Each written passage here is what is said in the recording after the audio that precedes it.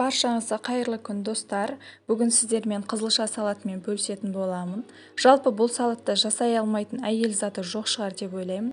Өзінің тамақ рационына қатты көңіл бөлетін қыз-келіншектер үйреніп алып жасаса, қанша жесеңіз де толмайсыз, қанша жесеңіз де ешқандай артық салмақ қоспайсыз. Калория қосылмайтын пайдалы салатпен бөлісемін. Дәруменге бай қызылша салатымызға қызылша, бір пияз, 2 сәбіз және фасоль қажет. Қызылша және сәбізімізді 4 бұрыштап турап аламыз.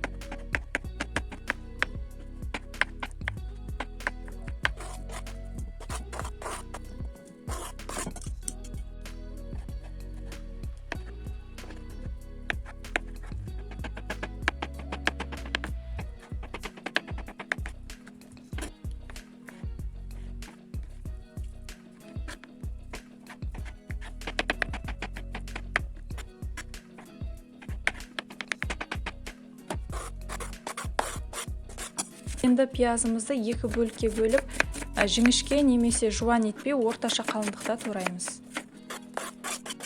Фасоль, тұз және майымызды құйып, жақсылап араластырамыз. Арнамның дамуына үлестеріңізді қосу үшін каналыма тіркеліп, лайк баса кетіңіздер.